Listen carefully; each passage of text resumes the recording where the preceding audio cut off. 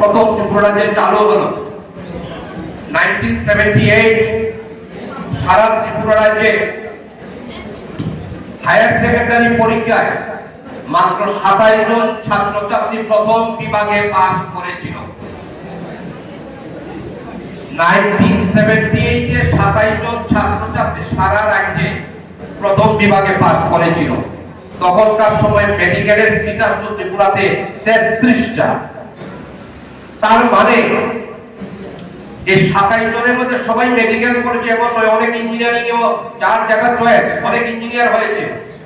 দেখা গেছে ওই সময় যারা সেকেন্ড ডিভিশনে পাস করেছে 12 সায়েন্সে, তারাও ডাক্তার হয়েছে।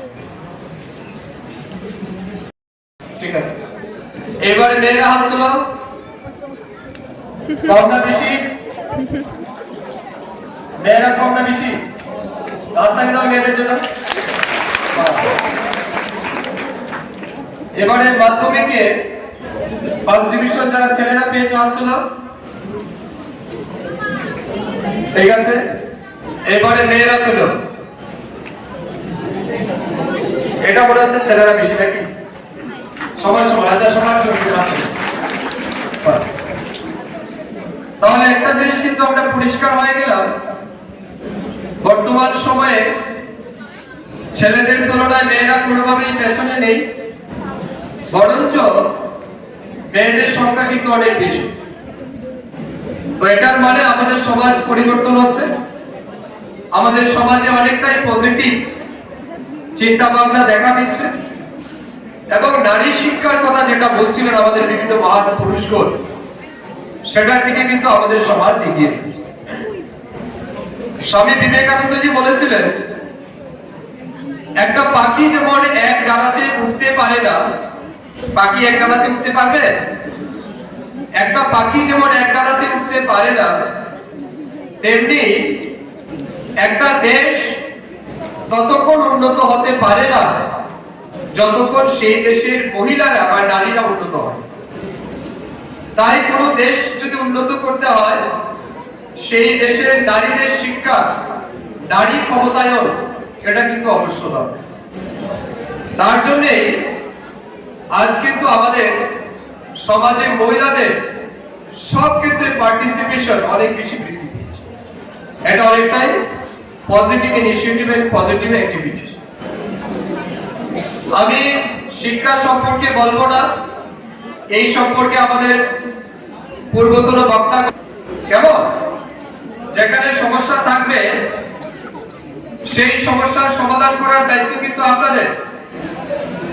আচ্ছা, এই হলের মধ্যে একটা ড্রোন ছেড়ে দাও, যারা ক্যামেরা করছে, আইনত নিষিদ্ধ, ঠিক না? বল 18 বছরের আগে কিন্তু মেয়েদের বিয়ে হয় না,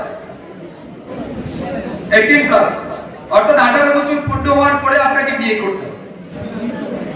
কিন্তু আমরা দেখছি, এটা আমার বিধানসভাতে, আমার জেলাতে অনেক কেস প্রত্যেকদিন আসছে আমাদের কাছে, যেটা আমরা প্রত্যেকদিন ফেস করি। কি হচ্ছে? 16 বছরের মেয়ে 20 বছরের ছেলে পালিয়ে তারা বিয়ে করছে। এখন আইনগতভাবে তো এটা স্বীকৃতি নয়, ঠিক না? বল আইনত স্বীকৃত নয়। তার চেয়ে আরো বড় সমস্যাটা হচ্ছে কি, মেয়ের বাবা কিন্তু 14 বছরের মেয়েকে বিয়ে দিতে চায় না, কিংবা মেয়ের বাবার কিন্তু একটা স্বপ্ন থাকে যে আমি আমার মেয়েকে এমন জায়গাতে বিয়ে দেব যাতে তার পরবর্তী জীবন খুব ভালোভাবে সুখে সে জীবন কাটাতে পারে, তাই না? এটা সব গার্জিয়ানের স্বপ্ন। এখন প্রথমত সে তো প্রেম করেছে, যে ছেলেটাকে চুজ করেছে সে বেকার ছেলে, সে কিছু করে না, সেও কোনো স্কুলে বা কলেজে পড়ে, সে একজন স্টুডেন্ট, নতুবা বেকার ছেলেরা এদিক সেদিক ঘুরে বেড়ায়, হয়তো তার কাছে সুন্দর বাইক আছে বলে সে ইমপ্রেস হয়ে গেছে, ব্যাটা ঠিক না? কিন্তু বাইক দেখিয়ে তো সারা জীবন যাবে না। মুশকিল হচ্ছে কি, মেয়ের বাবা এবারে গিয়ে থানাতে একটা কেস করবে। আমি মেয়েদের উদ্দেশ্যে বলছি, এই কথাগুলি ভালো করে শুনবে আমার কথা। আমি কিন্তু আপনাদেরকে জ্ঞান দিতে আসছি না, আমি প্র্যাকটিক্যাল জিনিসটা আপনাদের সামনে তুলে ধরার জন্য আসছি। কি সমস্যা হচ্ছে? মেয়ে ছেলে পালিয়ে গেল, এইবারে দুইজন মেয়ে ছেলের মোবাইল ফোন সুইচ অফ। প্রথমত তারা এটাই কাজ করে, মোবাইল সুইচ অফ করে দেন। সুইচ অফ করে কোনো না কোনো তাদের রিলেটিভের বাড়ি বা কোনো জায়গায় তাদের বন্ধুর বাড়ি, কোথাও কেউ চলে যায় অন্য রাজ্যে, ট্রেনে করে গাড়িতে করে গিয়ে তারা মোবাইল সুইচ অফ করে বসে। এবারে মেয়ের বাবা তাকে খুঁজতে খুঁজতে পাগল, মেয়ের মা কান্না করছে, তার ভাই পরিবারের মধ্যে একটা সমস্যা, অশান্তি চলছে। এবারে কি হলো, মেয়ের বাবা আশপাশ খোঁজাখুঁজি করে না পেয়ে থানাতে এসে একটা মিসিং ডায়েরি করলো যে আমার মেয়ে মারা গেছে, নিখোঁজ, তাকে খুঁজে দিন, পুলিশকে কেস। প্রথম ধাপ। দ্বিতীয় ধাপে মেয়ের বান্ধবী বা তার স্কুল ফ্রেন্ড, ক্লাস ফ্রেন্ড যারা আছে, ক্লাসমেট, তাদের সাথে কথাবার্তা বলে খোঁজ পাওয়া গেল ওই মেয়ে তো কোনো না কোনো একটা ছেলের সাথে প্রেম করতো। এবার ওই ছেলেকে খোঁজা হচ্ছে, দেখা গেছে ছেলেটারও মোবাইল সুইচ অফ, ছেলেটাও বাড়িতে। ছেলের বাড়িতে গিয়ে ছেলের বাবাকে জিজ্ঞেস করেছে আপনার ছেলে কোথায়? ছেলের বাবা বলছে আপনার আমার ছেলেকে তো আমি খুঁজে পাচ্ছি না, দুদিন যাবত আমিও বড় দুশ্চিন্তার মধ্যে আছি, ছেলে কোথায় গেছে। এইবারে দেখা গেল হঠাৎ করে খুঁজতে খুঁজতে খুঁজতে খুঁজতে এক সময় খোঁজ পাওয়া গেল তারা কোনো একটা মন্দিরে গিয়ে বিয়ে টিয়ে করে সিঁদুর লাগিয়ে ফেসবুকে একটা স্ট্যাটাস দিয়ে দিয়েছে, অথবা তাদের বাড়িতে হোয়াটসঅ্যাপ করে বলে দিয়েছে যে আমরা বিয়ে করেছি, আমাদেরকে আর চিন্তা করবে না। আর এখন তো নতুন ফ্যাশন বেরিয়েছে, আমি দেখলাম কি রিল বানিয়ে বলছে এভাবে হাত দেখিয়ে, এই যে দেখো তোমরা কিন্তু দুর্বল, আপনারা পাইতা। আচ্ছা এই রিলটাকে কে দেখেছে? আত্মবাড়িটাকে কে দেখেছে? আমি কিন্তু দেখেছি। এটা একটা নতুন রিল বেরিয়েছে এবং এটা নিয়ে কিন্তু অনেকটা কি হচ্ছে, ট্রল হচ্ছে, অনেকে ইচ্ছে করে রিল বানাচ্ছে এটার উপর। হ্যাঁ, যে বাবা আমি কিন্তু আর আইতাম না, ঠিক আছে, এই বাস সমস্ত একটা আগর তো লাগছে না। সেকেন্ড তারা ইনফরমেশন দিল, এইবারে মেয়ের বাবা তো রাজি না ছেলের সাথে বিয়ে দেওয়া, তারপরে কেস হয়ে গেছে, চাইল্ড লাইন খবর পেয়েছে, চাইল্ড লাইন বাড়িতে গেছে, তার নামে কেস। এইবারে কেস রেজিস্টার হওয়ার পর নিয়ম কি আপনাদের জানতে হবে না, আপনাদের জানার জন্য বেরো। এই কেসে কি হয়? প্রথম কি হয়, যখনই জানা গেল যে মেয়েকে বিয়ে ছেলে গেছে, তখন পুলিশ যিনি থাকে, পুলিশের যিনি ওসি থাকে, তার উপর প্রচন্ড প্রেসার থাকে কোর্ট থেকে, বিভিন্ন চাইল্ড ওয়েলফেয়ার, বিভিন্ন সোসাইটি থেকে, যে একটা আন্ডার এজ মেয়েকে সে পালিয়ে নিয়ে গেছে, এটা কেস তোমাকে 7 দিনের মধ্যে আসামিকে ধরতেই হবে। এটা হচ্ছে বাধ্যতামূলক বর্তমান ভারতবর্ষের যে আইন রয়েছে। 7 দিনের মধ্যে যদি সে ধরতে না পারে তাহলে পুলিশের কি করবে, 8 দিনের দিন ছেলের বাবাকে বাড়ি থেকে তুলে আনবে। কেমন? ছেলের বাবাকে ধরে এনে রাখবে, তোরা রেখে কোর্টে রেফার। নাম্বার 1। নাম্বার 2, ছেলের বাবাকে রাখার পর যদি ছেলে না আসে তাহলে ছেলের মাকে আনবে।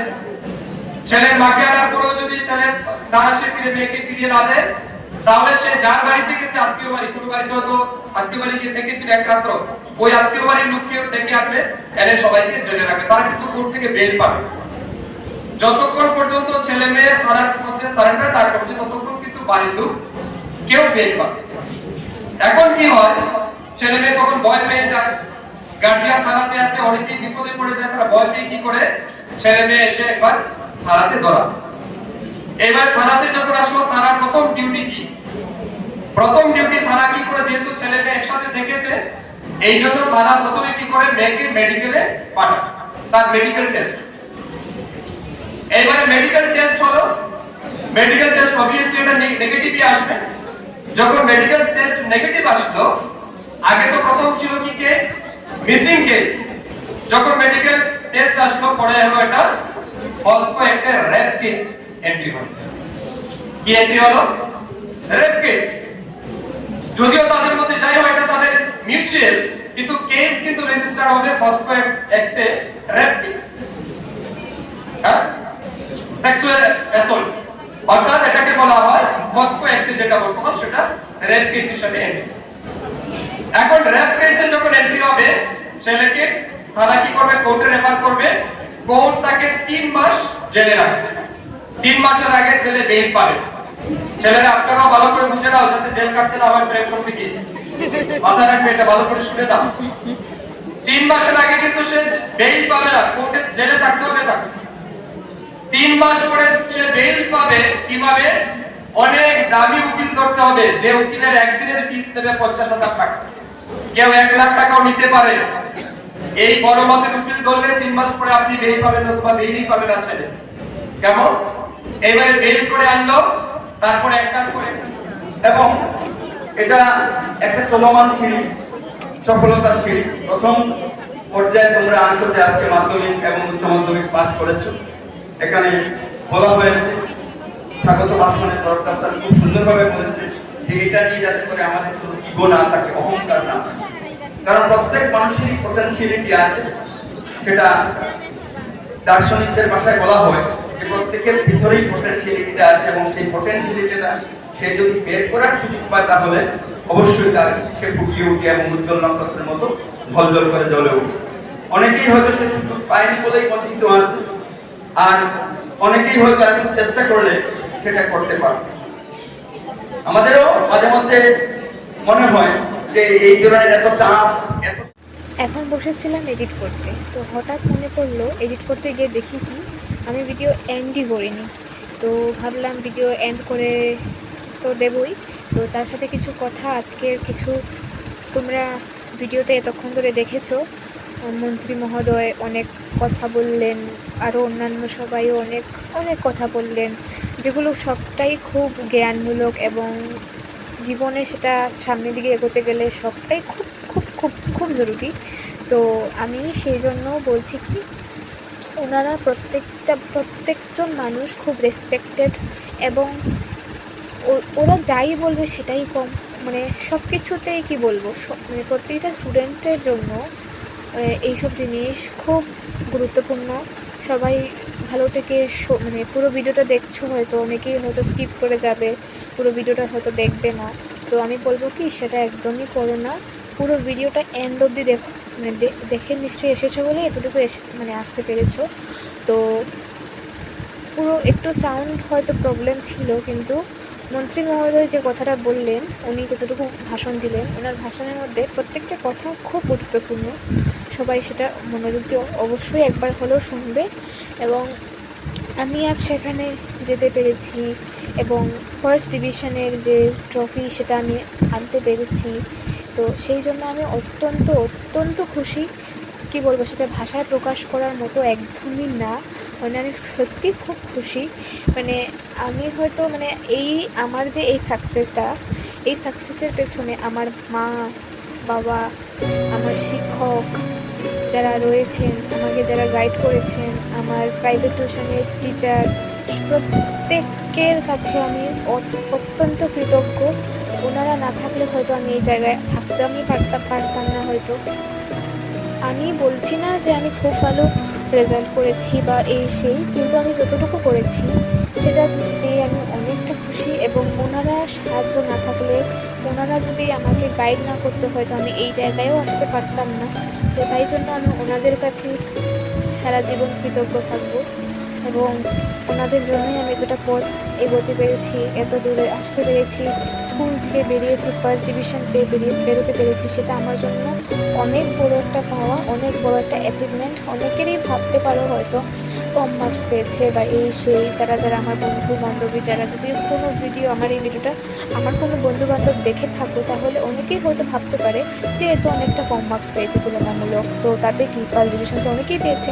হ্যাঁ আমি জানি ফার্স্ট ডিভিশন অনেকেই পেয়েছে, আমি অনেকের থেকে কম মার্কস পেয়েছি বা আমার থেকে ভালো হয়তো অনেকেই করেছে, বা যাই হোক যেটাই হোক, আমি যা পেয়েছি তার জন্য আমি সত্যি অত্যন্ত খুশি। আর আমি একটা কথা খুব বিশ্বাস করি যে আমাদেরকে ভগবান যা দেয়, যতটুকু দেয় তা নিয়ে সন্তুষ্ট থাকা দরকার। আমি পরিশ্রম করেছি, সেই অনুযায়ী ফল পেয়েছি, তো তাই জন্য আমি অত্যন্ত মন থেকে খুবই খুশি। এবং আমি যখন আমার এই পুরস্কারটি আমার মাকে এনে দেখাই, আমার মা একটা তৃপ্তির হাসি ওনার মুখে আমি দেখতে পাই, আমার বাবার মুখে একটা তৃপ্তির হাসি আমি দেখতে পাই। তো সেটা আমার জন্য সবচেয়ে বড় পাওয়া, যে এনারা আমার জন্য এতটা হ্যাপি হয়েছে বা এই সেই। তো আমি তোমাদেরকে আমার ট্রফিটা একবার দেখাই। যদিও আমি এই ট্রফিটা তোমাদেরকে ভিডিও প্রথমে হয়তো তোমরা দেখে নিয়েছো ফটোটা, তারপরেও আমি তোমাদেরকে একবার সেটা দেখাচ্ছি। তো এই যে এটা হচ্ছে আমার ট্রফি, এটা আমি উচ্চ মাধ্যমিক পরীক্ষায় ফার্স্ট ডিভিশন পেয়েছি, তো সেই অনুযায়ী আমি এই ট্রফিটা পেয়েছি মন্ত্রী মহোদয়ের হাত থেকে। তো তোমরা দেখে নিতে পারো, হয়তো এখানে লেখাগুলো একটু উল্টো দেখাচ্ছে, আমি তো ফটোটা দিয়ে দিয়েছি, তোমরা একটু দেখে নিও ভালো করে। খুব সুন্দর কটা জিনিস এই জায়গাটা লেখা আছে, আমি ঠিকঠাক ভালোভাবে দেখাতে পারছি না, কিন্তু এই জায়গাটা খুব ভালো অনেকগুলো জিনিস লেখা আছে, যেগুলো সত্যি খুব মূল্যবান কথা, সত্যিই খুব মূল্যবান এবং খুব ভালো কথা লিখেছেন। আমি প্রত্যেকটা কথা খুব গুরুত্বপূর্ণ সহকারে পড়েছি এবং বুঝেছি প্রত্যেকটা কথা আমাদের জীবনের প্রতিটা পার্টের মানে সব সত্যি কথা এখানে, মানে সব কিছুই অসাধারণ, অ্যামেজিং, বলার ভাষা নেই। তো যাই হোক, আজকের দিনটা আমার খুব ভালো কেটেছে, খুবই ভালো কেটেছে। এটা আমার জীবন, এটা অনেক বড় স্মৃতি হিসাবে স্মৃতির পাতায় এটা জড়িয়ে থাকবে। আমি খুবই খুশি হয়েছি সেই অনুষ্ঠানে গিয়ে এবং মন্ত্রী মহোদয়ের হাত থেকে এই পুরস্কারটি পেয়ে তো আমি অত্যন্ত মন থেকে খুশি। তো একটাই আমার রিগ্রেট ফিল হচ্ছে কি, আমি যখন ওনার হাত থেকে পুরস্কারটা নিই তখন আমি চেয়েছিলাম একটা ফটো তুলতে, কিন্তু সেটা আমি পারিনি। ভুলবশত নয়, আমি কাউকে পাইনি সেখানে যে কাউকে ফোনটা দেবো, দিয়ে বলবো আমাকে একটা ফটো তুলে দাও। তো সেটাই একটা রিগ্রেট রয়ে গেল মনে, কিন্তু কোনো ব্যাপার নেই, কারণ আমি যদি আজ আরও ভালো কিছু জীবনে করতে পারি বা পুরস্কার বা সম্মান পাওয়ার মতন এমন যদি কোনো কাজ আমি জীবনে ভবিষ্যতে করতে পারি, তাহলে হয়তো আবারও মন্ত্রী মহোদয়ের হাত থেকে আমি পুরস্কার পাওয়ার সুযোগ পাবো। তো সেই সময় হয়ে যাবে আমার এই স্বপ্নটা পূরণ। এটাই একটা ছোট্ট ড্রিম, যেটা আজ পূরণ করতে পারিনি, হয়তো কোনো এক সময় পূরণ করতেও পারি, তো সেই দিন হবে। তো যাই হোক, আমার এই ভিডিওটা আমি আজকে এইখানেই এন্ড করছি। সবাই ভালো থেকো, সুস্থ থেকো, আর হ্যাঁ, খুব ভালোভাবে পড়াশোনা করো, কারণ শিক্ষা অনেক বড় একটা জিনিস, যেটা না থাকলে তোমাকে এই পৃথিবীতে কেউ পাত্তা দেবে না, কিছু হবে না। আর হ্যাঁ, শুধু পড়াশোনাই যে মূল শিক্ষা বা বইয়ের মূল শিক্ষা এমনটা কিন্তু একদমই নয়। পড়াশোনার পাশাপাশি তুমি চারপাশে সম্পর্কেও সব কিছু শিখবে, এবং শিক্ষিত মানুষের সবচেয়ে বড় গুণ হলো তার ব্যবহার, আচার আচরণ, অন্যদের প্রতি রেসপেক্ট, এইসব জিনিস। তো এইসব জিনিস সবসময় মনে রাখবে, এটাই হচ্ছে সবচেয়ে বড় শিক্ষা আমাদের। তো এইটুকুই আজকে বলছি। তো আজকে ভিডিওটা এইটুকুই, দেখা হচ্ছে নেক্সট অন্য কোনো একটা ভিডিও। ততক্ষণের জন্য সবাই খুশি থেকো, ভালো থেকো এবং সবাইকে ভালো থেকো। বাই।